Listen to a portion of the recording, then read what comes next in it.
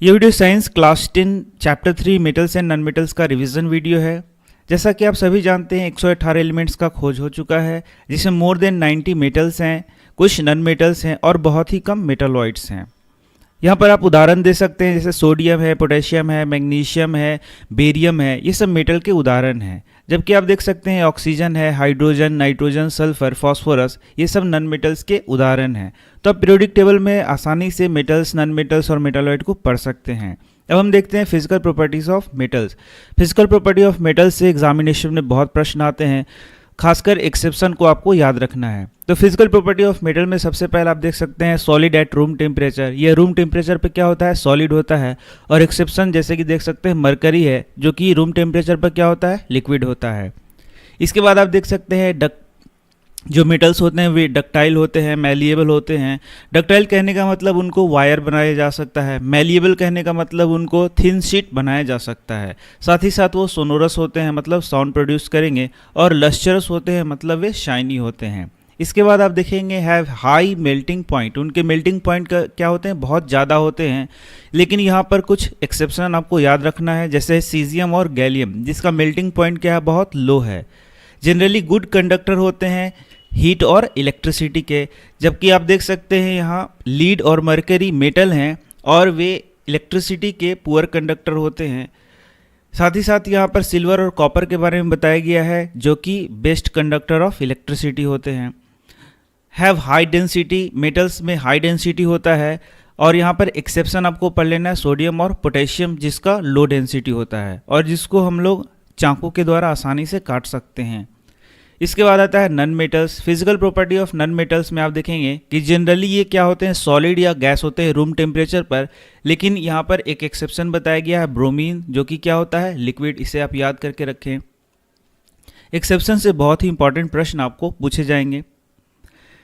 Generally bad conductors of heat and electricity. Non metals क्या होते हैं, इलेक्ट्रिसिटी और हीट के बैड कंडक्टर्स होते हैं। लेकिन यहाँ पर एक एक्सेप्शन आप देख सकते हैं ग्रेफाइट, जो कि क्या है, गुड कंडक्टर ऑफ इलेक्ट्रिसिटी है। नॉन सोनोरस होते हैं। इसके बाद आप देखेंगे ये नॉन लस्चरस होते हैं, जबकि आयोडीन में लस्चर होता है। यह भी एक एक्सेप्शन है, जिसे आप याद कर लें। Metal forms basic oxide. Metal का जो ऑक्साइड होता है वह बेसिक होता है। यह हम लोगों ने पिछले चैप्टर में पढ़ लिया कि मेटल का ऑक्साइड होता है बेसिक और नॉन मेटल का ऑक्साइड क्या होता है, एसिडिक। इसे आप एकदम याद कर लें, क्योंकि एग्जाम में यह पूछा जाता है। इसके बाद है chemical properties of metals. Chemical properties में सबसे पहला है रिएक्शन विथ एयर। तो मेटल, बहुत सारे ऐसे मेटल है जो कि एयर के साथ रिएक्ट करके बर्न करेंगे। कुछ सिंपल रिएक्ट करेंगे और कुछ उससे रिएक्ट नहीं करेंगे। जब मेटल ऑक्सीजन से मिलेगा तो मेटल ऑक्साइड बनाएगा। यहाँ पर कुछ उदाहरण आपको दिया गया है, जैसे आप देख सकते हैं सोडियम है, लिथियम है, सोडियम है, पोटेशियम है। इनको केरोसिन ऑयल में डाल कर रखा जाता है, क्योंकि यह एयर से बहुत विगरसली रिएक्ट करता है और इससे में आग भी पकड़ सकता है। इसलिए हम लोग इसको केरोसिन में डाल के रखते हैं। मैंने पहले ही बता दिया आपको कि लिथियम, सोडियम, पोटेशियम, इसको चाकू के द्वारा काटा भी जा सकता है। ये मेटल्स हैं सारे। इसके बाद आप देख सकते हैं सब मेटल्स लाइक मैग्नीशियम है, एल्युमिनियम है, जिंक है, पीबी, सीसा है, लीड है, रिएक्ट स्लोली। ये एयर से क्या करते हैं, स्लोली रिएक्ट करते हैं और एक प्रोटेक्टिव लेयर बनाते हैं।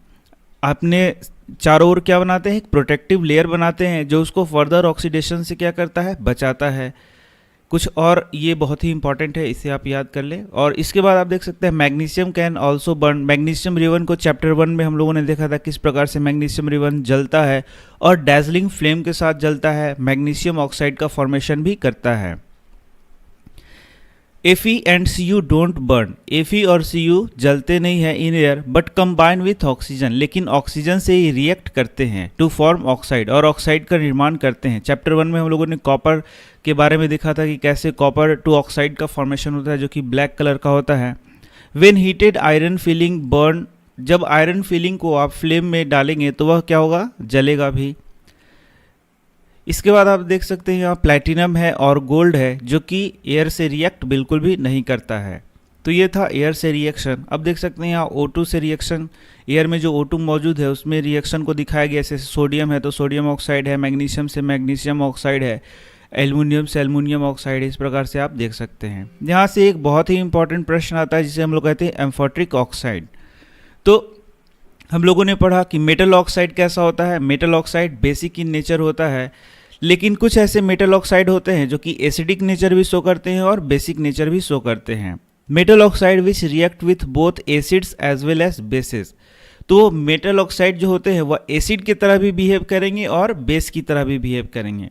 जब वे बेस की तरह बिहेव करेंगे तो एसिड से रिएक्ट करके साल्ट प्लस वाटर बनाएंगे, और जब वह एसिड की तरह बिहेव करेंगे तो वो बेस से रिएक्ट करके साल्ट और वाटर का फॉर्मेशन करेंगे। इस कारण से इसे हम लोग बोलते हैं एम्फोट्रिक। एम्फी मतलब बोथ, आप जानते हैं एम्फीबियंस आपने पढ़ा है, तो एम्फी मतलब यहाँ होता है बोथ। तो एम्फोट्रिक ऑक्साइड का क्या कहने का मतलब हो गया कि ये मेटल ऑक्साइड बेस की तरह भी बिहेव करेगा और एसिड की तरह भी बिहेव करेगा। तो इसे हम लोग क्या बोलेंगे, एम्फोट्रिक ऑक्साइड। दो उदाहरण आपकी बुक में लिखा गया है, Al2O3 और ZnO, और इसका रिएक्शन भी आप एग्जाम में लिख देंगे। जैसे देख सकते हैं यहाँ पर यह एसिड से रिएक्ट कर रहा है, यानी कि यह बेसिक नेचर शो कर रहा है, और यहाँ यह बेस से रिएक्ट कर रहा है, यानी कि यह एसिडिक नेचर शो कर रहा है, और यहाँ पर साल्ट और वाटर बना रहा है। तो मैं बता देता हूँ आपको कि जब भी आप एग्जामिनेशन में उत्तर करते हैं, आंसर करते हैं, तो आपको ये रिएक्शंस जरूर लिखना होता है, नहीं तो आपका मार्क्स कट जाता है।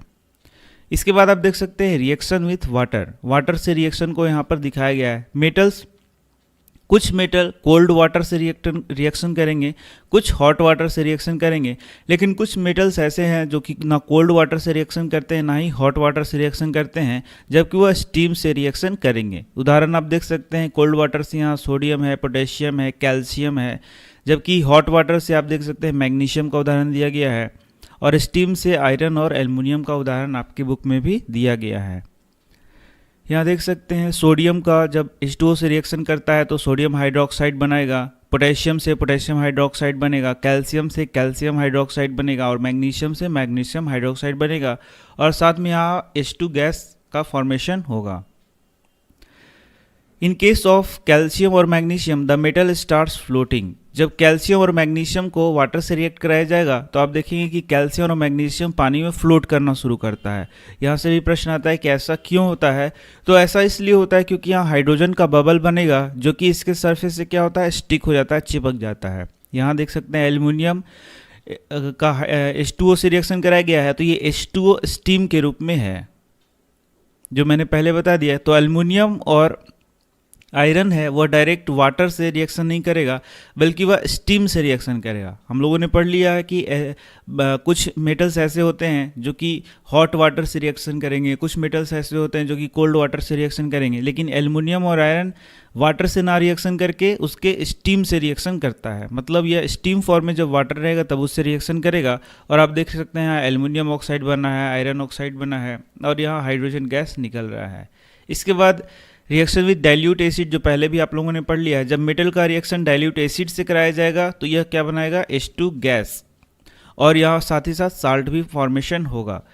जैसे कि आयरन है, आयरन, मैग्नीशियम, जिंक है, एल्युमिनियम है, इसका जब HCl से रिएक्शन कराया जा रहा है, डाइल्यूट HCl से रिएक्शन कराया जा रहा है, तो ये देख सकते हैं यहाँ साल्ट बन रहा है और साथ में हाइड्रोजन गैस भी निकल रहा है। कॉपर है, मरकरी है और सिल्वर है, वह डाइल्यूट एसिड से रिएक्ट नहीं करते। ये सारी बातें आप याद रखें। तो बहुत छोटे छोटे प्रश्न है जो कि एग्जाम में पूछे जाते हैं, उन सारी चीज़ों को आप याद रखिए। इसके बाद देख सकते हैं यहाँ पर hydrogen gas produced is oxidise to water when metals react with nitric acid. तो यहाँ से एक प्रश्न होता है, what happens when metal react with nitric acid. तो जब मेटल का रिएक्शन नाइट्रिक एसिड, कहने का मतलब है HNO3, जब HNO3 से रिएक्शन होगा तो यहाँ पर जो H2 बनता है वह ऑक्सीडाइज होकर H2O का फॉर्मेशन करता है। इसका क्या मतलब हुआ कि यहाँ H2 गैस नहीं निकलेगा, बल्कि उसके बदले में क्या निकलता है, H2O। Hydrogen gas produced is oxidise. तो जब नाइट्रिक एसिड का रिएक्शन हम लोग मेटल से कराएंगे तो ये जो हाइड्रोजन गैस निकलेगा वह ऑक्सीडाइज हो जाएगा और वाटर का फॉर्मेशन यहाँ पर करता है। तो ये बहुत ही इंपॉर्टेंट है, इसको आप याद कर ले। जबकि आप देखेंगे कि जो मैग्नीशियम है या Mn है वह डाइल्यूट नाइट्रिक एसिड से रिएक्ट करता है, और डाइल्यूट नाइट्रिक एसिड रिएक्शन से ये H2 निकालता है, इसका ऑक्सीडेशन यहाँ पर नहीं होगा। देख सकते हैं यहाँ रिएक्शन दिखाया गया है, मैग्नीशियम का HNO3 से रिएक्शन दिखाया गया है, तो यहाँ पर हाइड्रोजन गैस निकल रहा है, यहाँ पर इसका ऑक्सीडेशन नहीं हो रहा है। Reaction of metal with other metal salt, तो reaction of metal with other metal salt हम लोगों ने पढ़ लिया है, डिस्प्लेसमेंट रिएक्शन। जैसे कि आप देख सकते हैं ये है आयरन, आयरन का रिएक्शन यदि कॉपर सल्फेट से करेंगे तो आयरन कॉपर को क्या करेगा, डिस्प्लेस कर देगा। इसी प्रकार से Zn को कॉपर सल्फेट से करेंगे तो Zn को कॉपर को क्या कर देता है, डिस्प्लेस करता है। तो ये जो मेटल हैं दूसरे मेटल साल्ट से यहाँ पर रिएक्शन कर रहे हैं, इसी को यहाँ दिखाया गया है। इस प्रकार से यहाँ पर यह ज़्यादा रिएक्टिव है और ये क्या है, कम रिएक्टिव। तो एक ज़्यादा रिएक्टिव मेटल है वह कम रिएक्टिव मेटल को क्या कर दे रहा है, डिस्प्लेस कर दे रहा है। यहाँ भी ठीक उसी प्रकार से हो रहा है और इसे हम लोग रिएक्टिविटी सीरीज के आधार पर देख सकते हैं। Reactivity series is a list of metal, देख सकते हैं यहाँ पर रिएक्टिविटी सीरीज को दिखाया गया है जो कि एक लिस्ट ऑफ मेटल्स है, arranged in order of their decreasing activity, या डिक्रीजिंग एक्टिविटी के आधार पर सजाया गया है। यहाँ पर सबसे ज़्यादा रिएक्टिव क्या है, पोटेशियम इस चार्ट के अनुसार, और सबसे कम रिएक्टिव कौन हो गया, गोल्ड। और धीरे धीरे रिएक्टिवनेस क्या हो गया, घट रहा है। तो गोल्ड क्या हो गया, सबसे कम रिएक्टिव, पोटेशियम क्या हो गया, ज़्यादा रिएक्टिव। और आप देख सकते हैं यहाँ बीच का जो है वो मॉडरेट रिएक्टिव है।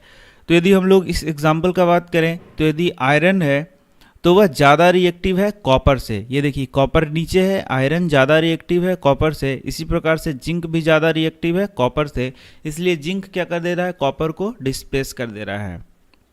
इसके बाद आता है reaction between metals and non metals. तो नॉन मेटल्स और मेटल के बीच में जो रिएक्शन है उसको इस प्रकार से दिखाया गया है। आपने क्लास 9th में बहुत डिटेल में इसको पढ़ लिया है। जैसे कि मान लीजिए है मैग्नीशियम, या फिर मैं सोडियम से शुरू करता हूँ। मान लीजिए है सोडियम, तो सोडियम का इलेक्ट्रॉनिक कन्फिग्रेशन हम लोग लिखेंगे तो ये क्या होता है, 2 8 and 1। और सोडियम क्या करना चाहता है, एक इलेक्ट्रॉन को डोनेट करना चाहता है जिससे कि इसका ऑक्टेट पूरा हो जाए और यह आउटर जो कन्फिग्रेशन है उसका 8 हो जाए। इसका मतलब क्या है कि सोडियम एक इलेक्ट्रॉन देना चाहेगा, और यदि ये सोडियम एक इलेक्ट्रॉन देना चाहेगा तो यदि ये एक इलेक्ट्रॉन देता है तो ये सोडियम आयन का फॉर्मेशन करेगा। ठीक इसी प्रकार से मान लीजिए कि क्लोरीन है तो ये इसका इलेक्ट्रॉनिक कन्फिग्रेशन 2 8 और 7 होता है। तो इसको ऑक्टेट पूरा करने के लिए एक इलेक्ट्रॉन की आवश्यकता होती है, तो ये एक इलेक्ट्रॉन लेना चाहेगा, और यदि एक इलेक्ट्रॉन लेगा तो ये 7 से क्या हो जाएगा, 8, और ये बन जाएगा क्लोराइड आयन। तो ये है मेटल और ये क्या है, नॉन मेटल। तो मेटल और नॉन मेटल के बीच में रिएक्शन को दिखाना, यही बात हो गया कि ये जो सोडियम है, यहाँ पर देख सकते हैं सोडियम एक इलेक्ट्रॉन देना चाहेगा और क्लोरीन एक इलेक्ट्रॉन लेना चाहेगा ताकि ये स्टेबल फॉर्म में आ सके। तो सोडियम यहाँ पर सोडियम है, इसका आउटर मोस्ट कन्फिग्रेशन लिखेंगे तो ये हो गया एक इलेक्ट्रॉन, और क्लोरीन है इसका आउटर मोस्ट कन्फिग्रेशन लिखेंगे तो 2 4 6 1 7। मान लीजिए इसको इसे क्रॉस से दिखाते हैं तो सोडियम क्या करेगा, एक इलेक्ट्रॉन देगा, और क्लोरीन क्या करेगा, इसी एक इलेक्ट्रॉन को लेगा। इसका मतलब क्या हो गया, सोडियम बन जाएगा सोडियम प्लस आयन, और क्लोरीन क्या बन जाएगा, क्लोराइड आयन। अब ये सोडियम आयन है और ये क्या है, क्लोराइड आयन। इनके बीच में एक इलेक्ट्रोस्टैटिक फोर्स कार्य करता है जिसके कारण अब इनके बीच में बॉन्ड बन जाएगा और ये बन जाएगा NaCl। इसे ही हम लोग कहते हैं इलेक्ट्रोवैलेंट बॉन्ड या फिर आयोनिक बॉन्ड। आप देख सकते हैं यहाँ पर बहुत सारे और भी उदाहरण दिए गए हैं, जैसे कि मैग्नीशियम है। मैग्नीशियम क्या बनाएगा, मैग्नीशियम 2+ आयन, 2 8 2 होता है तो ये 2 इलेक्ट्रॉन देना चाहेगा तो ये बन जाएगा मैग्नीशियम 2+। और क्लोराइड, जैसे मैंने बताया कि क्लोरीन क्या करना चाहेगा, एक इलेक्ट्रॉन को लेना चाहेगा। इस प्रकार से मैं दिखा देता हूँ आपको मैग्नीशियम का। मान लीजिए ये है मैग्नीशियम, तो ये है 2 8 और 2, तो ये 2 इलेक्ट्रॉन देना चाहेगा, या फिर मान लीजिए देता है तो मैग्नीशियम बना देगा 2+ आयन। और क्लोरीन का जो मैंने बताया था यहाँ बता देता हूँ, क्लोरीन क्या करेगा, 2 8 और 7 है तो ये एक इलेक्ट्रॉन लेना चाहेगा और ये हो जाएगा 2 8 और 8, और ये बना देगा क्लोराइड आयन। तो अब इसके पास ये 2 इलेक्ट्रॉन को दे रहा है तो एक इलेक्ट्रॉन ये Cl लेगा, और तो इस प्रकार से 1 2 3 4 5 6 और ये हो गया 7, 1 2 3 4 5 6 और 7। और यहाँ से देखेंगे कि एक इलेक्ट्रॉन इसको मिल गया और एक इलेक्ट्रॉन इसको मिल गया। तो यहाँ पर आप देखेंगे कि कंप्लीट ट्रांसफ़र ऑफ इलेक्ट्रॉन हो रहा है, और यही ट्रांसफ़र ऑफ इलेक्ट्रॉन से यहाँ पर जो बॉन्ड बनेगा उसे हम लोग क्या बोलते हैं, आयोनिक बॉन्ड कहते हैं। और यहाँ पर आपको दिखाया भी गया है, यहाँ देख सकते हैं, यहाँ मैग्नीशियम के पास कितना इलेक्ट्रॉन था, 2 8 और 2, तो यही 2 इलेक्ट्रॉन, यहाँ 1 इलेक्ट्रॉन और 1 इलेक्ट्रॉन, इसी को यहाँ पर देख सकते हैं दे रहा है, 1 इलेक्ट्रॉन इसको दे रहा है, 1 इलेक्ट्रॉन इसको दे रहा है। तो यहाँ पर मैग्नीशियम बन गया 2+ आयन, और क्लोरीन के ऊपर क्या हो गया माइनस, और ये 2 हो गया, कितनी संख्या में है 2 संख्या में, एक ये है और एक ये है, तो यहाँ पर 2 हम लोगों को लगाना पड़ेगा। तो ये बहुत ही इंपॉर्टेंट प्रश्न है, आपको हमेशा ये कुछ ना कुछ जरूर पूछा जाता है एग्जामिनेशन में। तो ये मैग्नीशियम आयन हो गया और ये क्लोराइड आयन हो गया, इनके बीच में क्या हो गया इलेक्ट्रोस्टैटिक फोर्स हो गया, अब ये बन गया मैग्नीशियम क्लोराइड। और यहाँ पर जो बॉन्ड बन रहा है उसे हम लोग क्या बोलते हैं आयोनिक बॉन्ड बोलते हैं। और इस प्रकार के कंपाउंड जो आयोनिक बॉन्ड के कारण बनते हैं उसे हम लोग बोलते हैं आयोनिक कंपाउंड। तो यहाँ मैग्नीशियम क्या है मेटल और क्लोरीन क्या है नॉन मेटल, यहाँ पर इसे मैग्नीशियम आयन बोलेंगे और इसे क्लोराइड आयन बोलेंगे। तो मेटल और नॉन मेटल के बीच में आप देख सकते हैं किस प्रकार से यहाँ पर रिएक्शन हो रहा है, या फिर बोले कि कैसे मेटल्स और नॉन मेटल एक दूसरे से मिल रहे हैं और कंपाउंड का फॉर्मेशन कर रहे हैं। यहाँ पर बताया गया आयोनिक कंपाउंड के प्रॉपर्टीज़ को। आयोनिक कंपाउंड क्या होते हैं सॉलिड होते हैं एंड मोस्टली क्या होते हैं ब्रिटल होते हैं। मेल्टिंग पॉइंट क्या होता है बहुत हाई होता है, बॉइलिंग पॉइंट भी बहुत हाई होता है।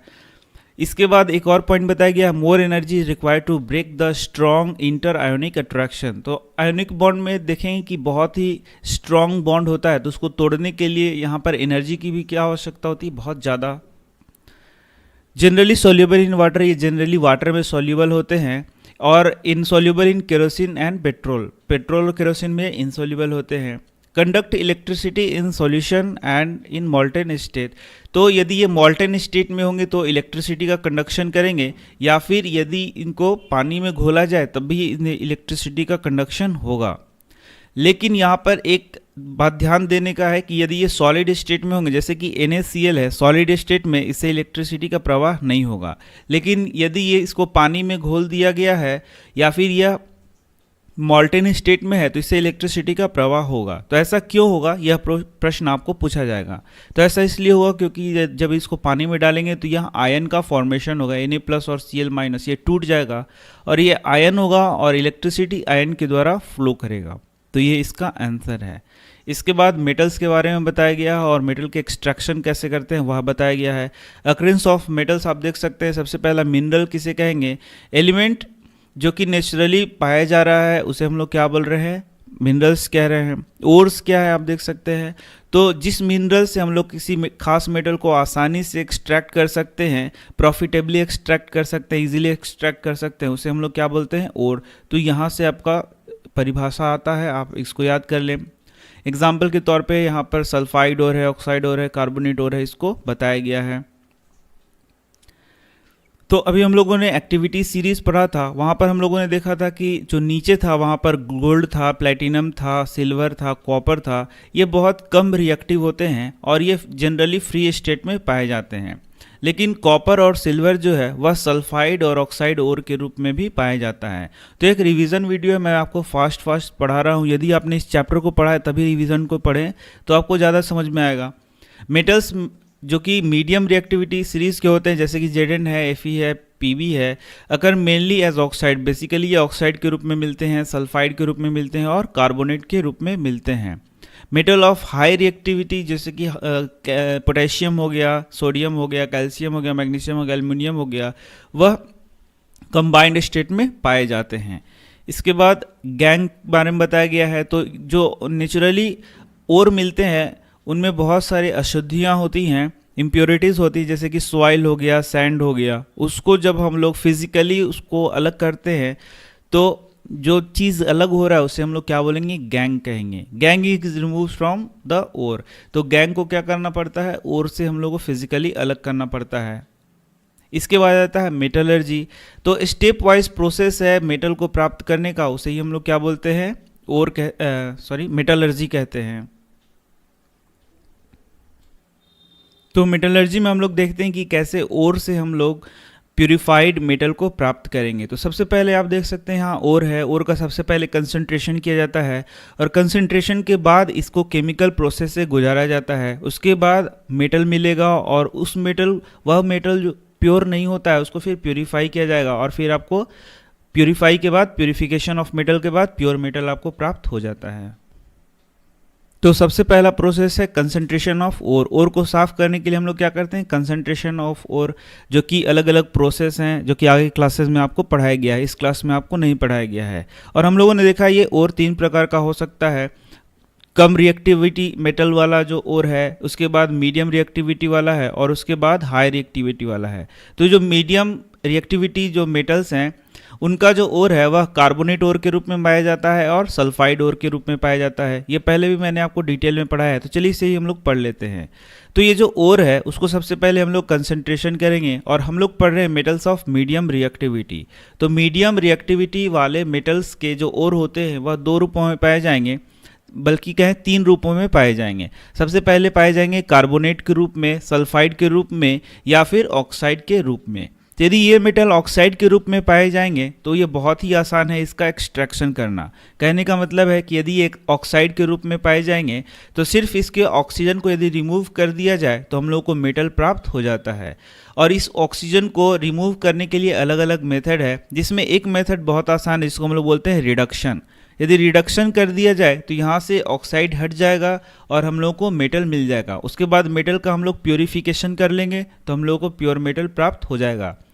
लेकिन प्रॉब्लम यह है कि यदि आपके पास कार्बोनेट ओर है और सल्फाइड ओर है, तो कार्बोनेट ओर से और सल्फाइड ओर से मेटल को प्राप्त करना आसान नहीं होता है। इसलिए सबसे पहले हम लोग क्या करते हैं, कार्बोनेट ओर को ऑक्साइड में बदल लेते हैं, या फिर कहें तो सल्फाइड ओर को ऑक्साइड में बदल लेते हैं। और उसके बाद यदि ये ऑक्साइड में बदल गया तो इसका रिडक्शन करा देंगे, या किसी अदर विधि के द्वारा यहाँ पर ऑक्सीजन को हटा देंगे और हम लोगों को यह मेटल मिल जाएगा। और उसको जब प्योरीफाई कर दिया जाएगा तो प्योरीफाइड मेटल यहाँ पर हम लोग को प्राप्त होगा। तो सबसे पहला चीज़ जो कि एग्ज़ाम में पूछा जाता है कि कैसे कार्बोनेट ओर से ऑक्साइड ओर बदला जाएगा, या फिर सल्फाइड ओर से ऑक्साइड ओर में बदला जाएगा। तो यदि सल्फाइड ओर है उससे ऑक्साइड में बदलना है आपको, तो क्या करना है, रोस्टिंग करना है। रोस्टिंग में यहाँ पर काफ़ी मात्रा में यहाँ ऑक्सीजन की उपस्थिति होगी और बहुत ज़्यादा इसको हीट किया जाएगा, उसे ही हम लोग क्या बोलेंगे, रोस्टिंग। जबकि यहाँ लिमिटेड मात्रा में ऑक्सीजन की उपस्थिति होगी और यहाँ पर इसको भी काफ़ी हीट किया जाएगा, तो ये प्रोसेस क्या हो जाएगा, कैल्सिनेशन। तो ये मैंने आपको याद भी कराया था, कार्बोनेट ओर से ऑक्साइड बनाने के लिए हम लोग कैल्सिनेशन कहते हैं, और सल्फाइड ओर से ऑक्साइड बनाने के लिए हम लोग रोस्टिंग करते हैं। इसके बाद आप देख सकते हैं मेटल ऑफ हाई रिएक्टिविटी है और मेटल्स ऑफ लो रिएक्टिविटी है, इसको भी हम लोग पढ़ने वाले हैं। तो जैसे मेटल ऑफ लो रिएक्टिविटी है, इससे कैसे हम लोग मेटल को प्राप्त करेंगे। तो मेटल ऑफ लो रिएक्टिविटी जैसे कि मान लीजिए सल्फाइड ओर है, तो उसको हम लोग रोस्टिंग करेंगे, और रोस्टिंग करने के बाद हम लोगों को क्या मिल जाएगा, मेटल प्राप्त हो जाएगा। और रिफाइनिंग के बाद हम लोगों को फिर प्योर मेटल यहाँ पर मिल जाएगा। मेटल ऑफ हाई रिएक्टिविटी है तो इसको हम लोग इलेक्ट्रोलाइसिस के द्वारा प्योर मेटल में बदलेंगे। तो यहाँ से प्रश्न आता है कि जो मेटल ऑफ हाई रिएक्टिविटी है उसका सिंपल रिडक्शन क्यों नहीं कराया जाता है, क्योंकि इसका रिडक्शन आसान नहीं होता है। इसलिए मेटल ऑफ हाई रिएक्टिविटी को हम लोग किस प्रोसेस से प्राप्त करते हैं, इलेक्ट्रोलाइसिस से। और उसके बाद हम लोग को फिर मेटल प्राप्त होता है, प्योरीफाई करके हम लोग को फिर प्योर मेटल मिल जाता है। यहाँ से देख सकते हैं आपको डायरेक्ट प्रश्न पूछा जाएगा कि सिनेबार है उससे मरकरी का एक्सट्रैक्शन कैसे किया जाता है। तो सिनेबार आप देख सकते हैं सल्फाइड ओर है, यदि ऑक्सीजन से रिएक्ट करेगा, मतलब इसको रोस्टिंग कराएंगे तो ये ऑक्साइड ओर में बदल जाएगा, और फिर इसका जब हम लोग इसको हीट कराएंगे तो यहाँ से ऑक्सीजन हट जाएगा और यह रिड्यूस हो जाएगा और हम लोग को फिर Hg मिल जाएगा। तो ये डायरेक्ट आपको प्रश्न है जो कि आपको याद कर लेना है। इसके बाद कॉपर कैसे प्राप्त होगा, कॉपर सल्फाइड से। तो कॉपर सल्फाइड है, इसका भी रोस्टिंग कर देंगे तो आपको कॉपर ऑक्साइड मिल जाएगा। इसके बाद इसका रिडक्शन हम लोग करा देंगे Cu2s के द्वारा, इसी के द्वारा यहाँ पर हम लोगों को कॉपर मिल जाएगा। जेरेनेस आप देख सकते हैं जिंक सल्फाइड है, इसका रोस्टिंग कराएंगे ऑक्सीजन की उपस्थिति में तो जिंक ऑक्साइड बन जाएगा, और ऑक्साइड का फिर हम लोग क्या करा देंगे, इसको कोक के सहायता से रिड्यूस करा देंगे तो फिर हम लोग को जिंक मिल जाएगा। इसी प्रकार से देख सकते हैं यहाँ कार्बोनेट और है जिंक कार्बोनेट, तो इससे हम लोग जिंक ऑक्साइड प्राप्त करेंगे। तो आप बताएं यहाँ पर रोस्टिंग हो गया तो यहाँ पर क्या हो गया, कैल्सिनेशन हो गया। कैल्सिनेशन के द्वारा हम लोग को ऑक्साइड और मिल गया। ऑक्साइड और को जब फिर से रिडक्शन कराएंगे तो हम लोगों को क्या मिल जाएगा, जिंक मिल जाएगा। इसके बाद जैसे मैंने बताया कि यहाँ पर ऑक्सीजन को हटाना है तो सबसे आसान तरीका क्या था, रिडक्शन। लेकिन सिर्फ रिडक्शन के द्वारा ही यहाँ ऑक्सीजन को नहीं हटाया जाता है, या फिर तो बोलें कि रिड्यूस नहीं कराया जा सकता, कुछ और भी प्रोसेस है। जैसा देख सकते हैं आप यहाँ पर मैग्नीशियम ऑक्साइड है, यहाँ से ऑक्सीजन हटाने के लिए हम लोग को एल्युमिनियम का उपयोग करना होता है। तो जैसे एल्युमिनियम से इसको रिएक्ट कराएंगे तो एल्युमिनियम क्या करेगा, एमिन को यहाँ डिस्प्लेस कर देगा और डिस्प्लेस करके Al2O3 का फॉर्मेशन करेगा, और आप देख सकते हैं यहाँ एमिन क्या हो जा रहा है, अलग हो जा रहा है। तो इसका क्या मतलब हुआ, इसका यह मतलब हुआ कि डिस्प्लेसमेंट रिएक्शन के द्वारा भी हम लोग ऑक्साइड और में से ऑक्साइड को हटा सकते हैं। इसी प्रकार से यहाँ भी देख सकते हैं आप, आयरन ऑक्साइड है, यहाँ पर एल्युमिनियम से रिएक्ट करेगा तो ये जो है सो ऑक्सीजन को हटा देगा यहाँ से और एल्युमिनियम ऑक्साइड बनेगा, और साथ में बहुत मात्रा में यहाँ हीट निकलता है। इस कारण से ये जो यहाँ पर आयरन है वह बहुत पिघला हुआ अवस्था में प्राप्त होगा। इसे ही हम लोग थर्मिट रिएक्शन के नाम से भी जानते हैं। यह भी बहुत इंपॉर्टेंट प्रश्न है जो कि एग्जाम में पूछा जाता है। और इसी रिएक्शन का उपयोग करके देख सकते हैं, in the above reaction molten iron, ये जो पिघला अवस्था में आयरन निकल रहा है, is formed and used to join railway tracks. तो बहुत इंपॉर्टेंट है यह भी। इसके बाद आप देख सकते हैं extracting metals at the top of activity series. हम लोगों ने पढ़ लिया था कि जो बहुत रिएक्टिव मेटल्स हैं उनका रिडक्शन आसानी से नहीं हो सकता है। ऐसा क्यों है, इसका आंसर आप देख सकते हैं, because they have more affinity for oxygen than carbon. तो उनका ज़्यादा प्रेम किससे होता है, ऑक्सीजन से होता है देन कार्बन। इसी कारण से उनका रिडक्शन कार्बन के द्वारा आसानी से नहीं कराया जा सकता। ये बहुत इंपॉर्टेंट प्रश्न है जो कि एग्जाम में पूछा जाएगा। तो इनको हम लोग इलेक्ट्रोलाइसिस के द्वारा प्राप्त करते हैं। And electricity is passed through the solution, metal gets deposited at cathode and non-metal at anode। तो आप देख सकते हैं यहाँ पर उनको हम लोग इलेक्ट्रोलाइसिस के द्वारा प्राप्त करते हैं। रिफाइनिंग ऑफ मेटल्स है, जिसको आपको मैंने बहुत अच्छा से जो कंटिन्यूअस जो वीडियो मैंने बनाया है डिटेल में उसमें पढ़ाया है, तो आप वहीं से पढ़ लें क्योंकि ये बहुत लंबा जाता है। इसके बाद कोरोजन भी मैंने आपको बता दिया है। कोरोजन से बहुत इंपॉर्टेंट प्रश्न आते हैं, यहाँ थोड़ा सा मैं आपको बता देता हूँ। जब मेटल कोरोजन यह है कि जब मेटल का रिएक्शन मॉइस्चर या एसिड या कुछ और चीज़ों से होगा तो वह क्या हो जाता है, कोरोड हो जाता है और धीरे धीरे वह बर्बाद होना शुरू होता है। इसे ही हम लोग क्या बोलते हैं, कोरोजन। यहाँ पर बहुत इंपॉर्टेंट जो प्रश्न है वह यह है कि सिल्वर जो है कोरोड होके या फिर उसका कोरोजन होके क्या बनता है। तो यहाँ लिखा हुआ है सिल्वर सल्फाइड। बहुत सारे लोग कन्फ्यूज़न होते हैं कि यहाँ ऑक्साइड बनेगा। कोरोजन का मतलब ऑक्साइड, ऐसा नहीं है। सिल्वर से क्या बनेगा, सिल्वर सल्फाइड बनेगा, जो कि कैसा कलर होगा, ब्लैक। ये आपको याद रखना है। कॉपर से क्या बनेगा, तो कॉपर कार्बोनेट बनेगा। और साथ ही साथ क्या बनेगा यहाँ पर, इसका कलर क्या हो जाएगा, ग्रीन।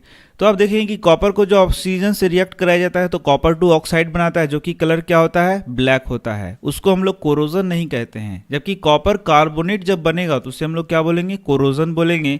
और यह कैसे बनेगा, तो यह मॉइस्ट CO2 से रिएक्ट करेगा और कॉपर कार्बोनेट का फॉर्मेशन करेगा। इसका कलर क्या होता है, ग्रीन। आयरन इसी प्रकार से आयरन ऑक्साइड का फॉर्मेशन करता है, जो कि ब्राउन होता है। ये आपने बहुत अच्छा से पढ़ लिया। इसे हम लोग रस्टिंग भी कहते हैं। प्रिवेंशन ऑफ कोरोजन आपने बहुत अच्छा से पहले से ही पढ़ लिया, जैसे कि पेंटिंग है, ऑयलिंग है, ग्रीजिंग है, गैल्वेनाइजेशन है, क्रोम प्लेटिंग है, एनोडाइजिंग है, मेकिंग अलॉयज। तो इसके द्वारा हम लोग कोरोजन को क्या कर सकते हैं, प्रिवेंट कर सकते हैं। तो ये शॉर्ट वीडियो इसलिए मैं पूरा डिटेल आपको नहीं पढ़ा पा रहा हूँ, लेकिन यहाँ गैल्वेनाइजेशन के बारे में आप देख सकते हैं। इन गैल्वेनाइजेशन आयरन और steel is coated with layer of zinc. तो आयरन या फिर स्टील है, उसको यदि जिंक लेयर से हम लोग कोट करते हैं, मतलब उसके लेयर चढ़ाई जाती है, तो इसे हम लोग क्या बोलते हैं, गैल्वेनाइजेशन कहते हैं। इसके बाद देख सकते हैं अलॉय क्या है, जो कि क्लास 9th में भी आपने पढ़ लिया है। These are mixture of metals with metals और नॉन मेटल्स। तो मेटल का जब मेटल से या नॉन मेटल से मिक्सचर बनाया जाता है तो उसे हम लोग क्या बोलते हैं, अलॉय। तो अलॉय क्या है, एक मिक्सचर है, ये आप याद रखें। कैसा मिक्सचर है, तो एक होमोजीनियस मिक्सचर है। Adding small amount of carbon makes iron hard and strong. तो स्मॉल अमाउंट ऑफ कार्बन यदि मिला दिया जाए तो आयरन क्या हो जाता है, हार्ड हो जाता है, स्ट्रॉन्ग हो जाता है और हमारे यूज़ के लायक हो जाता है। ठीक इसी प्रकार स्टेनलेस स्टील के बारे में बताया गया है, जो कि किसका मिक्सचर, तो निकेल है, क्रोमियम है और आयरन। तो आप जानते ही हैं मेन क्या होता है, आयरन, कुछ अमाउंट में निकेल और क्रोमियम मिलाया जाता है। तो यहाँ परसेंटेज आपको याद नहीं रखना है, क्योंकि यहाँ पर आपके बुक में परसेंटेज नहीं बताया गया है। It is hard and does not rust. तो डजंट रस्ट करने का मतलब है कि इसमें रस्ट नहीं लगेगा और यह बचा हुआ रहेगा। Mercury is added to other metals to make amalgam. तो आपसे यहाँ पर प्रश्न पूछा है कि अमलगम क्या है। तो जब मरकरी को ऐड करके एलॉय बनाया जाएगा तो उसे हम लोग क्या बोलेंगे, अमलगम बोलेंगे। इसके बाद ये जो एलॉयज हैं उनके जो एलिमेंट्स हैं उनको आपको याद रखना है। जैसे कि ब्रास है तो कॉपर प्लस जिंक ब्रास होता है, यहाँ परसेंटेज आपको याद नहीं रखना है। ब्रॉन्ज है तो कॉपर और टिन क्या है, ब्रॉन्ज। इसके बाद in brass and bronze melting point and electrical conductivity is lower than that of pure metal.